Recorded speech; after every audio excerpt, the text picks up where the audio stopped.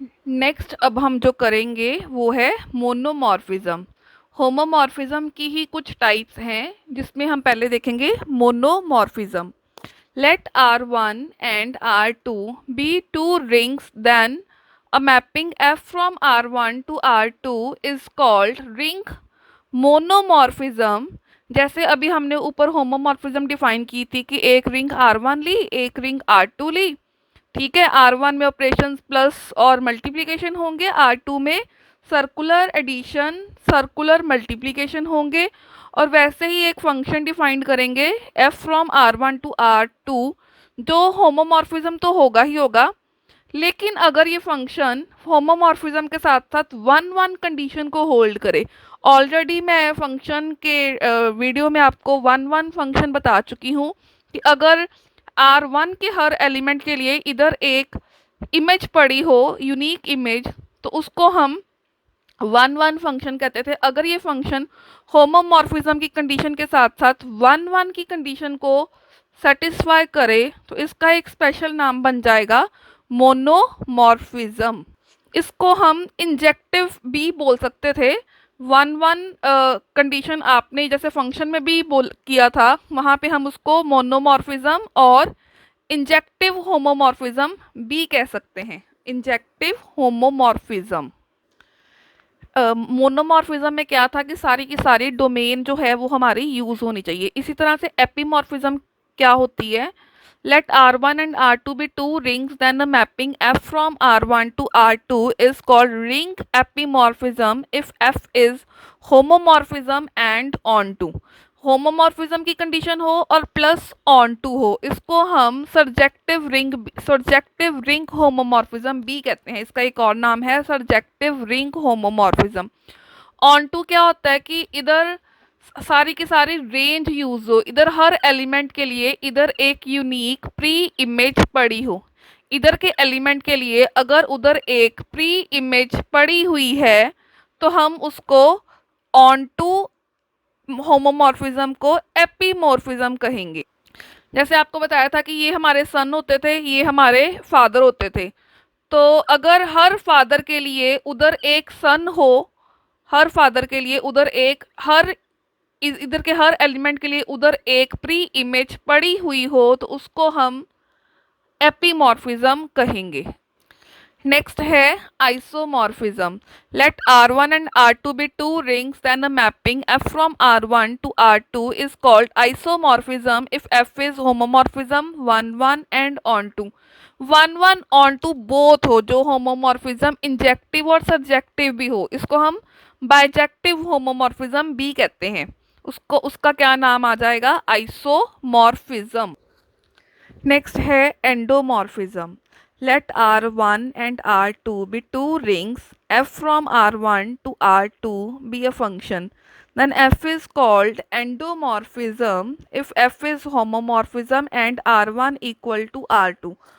वो कह रहा है एक तो वो होमोमॉर्फिज्म हो F जो है, और ये दोनों इक्वल हो, मतलब R1 से लेके R1 सेट तक, R खुद से खुद तक, R1 से लेके R1 तक जितने भी होमोमॉर्फिज्म बनेंगे उन सबको हम क्या कहेंगे? जितने भी मतलब होमोमॉर्फिज्म आ रहे हैं R1 से लेके R1 तक, उसको हम कह देंगे एंडोमॉर्फिज्म।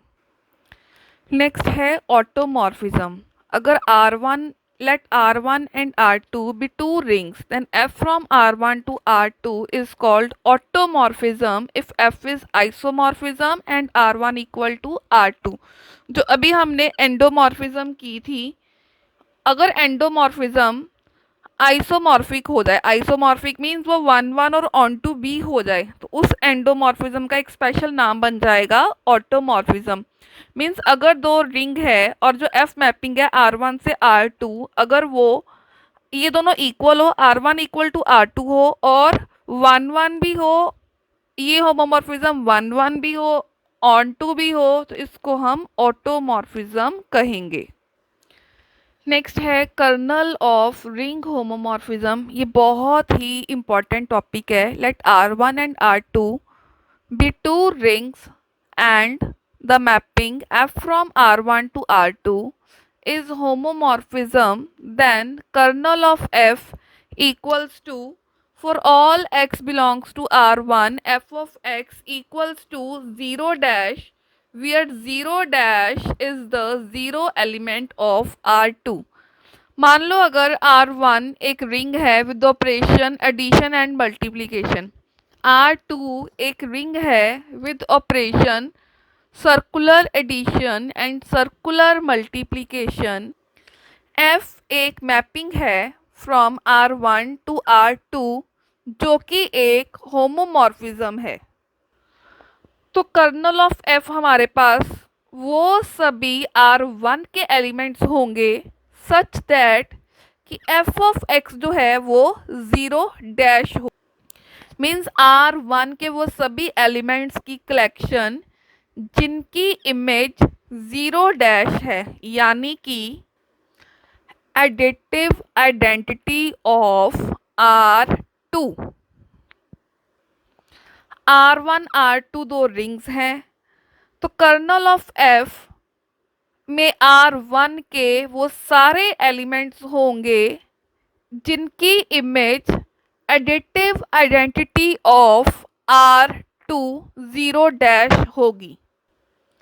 सपोज ये है हमारे पास R, ये है R डैश, और इनके बीच में जो मैपिंग है वो है, सपोज ये है R1, ये है R2, और इनके बीच में जो फंक्शन है मैपिंग है वो F है। सपोज इधर मेरे पास कुछ एलिमेंट्स हैं और इधर एक एलिमेंट है 0 डैश R2 की एडिटिव आइडेंटिटी। सपोज इसकी इमेज है 0 डैश, इसकी भी इमेज है 0 डैश, इसकी भी इमेज है 0 डैश, इसकी भी इमेज है 0 dash.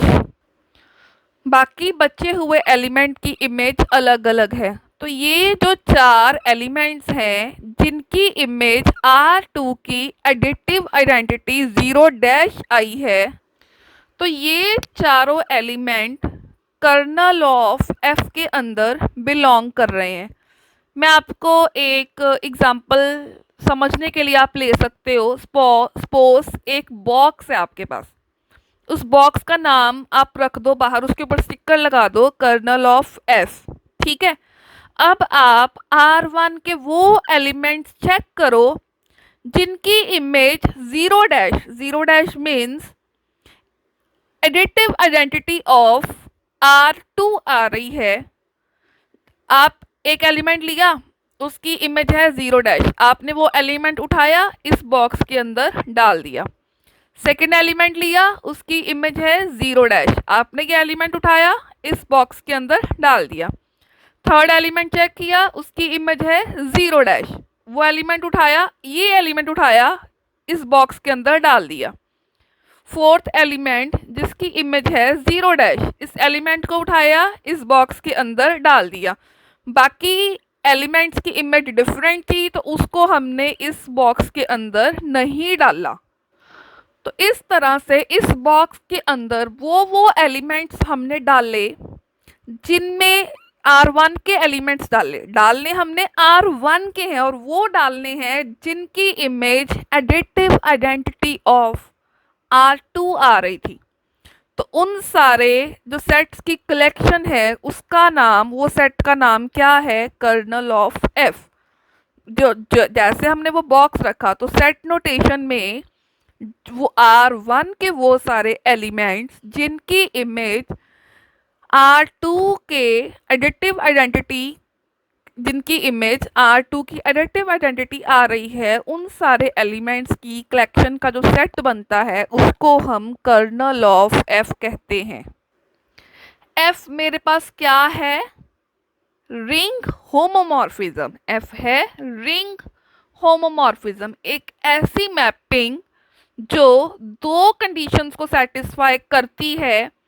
f of a plus b equals to f of a, circular addition f of b for all a b belongs to R1।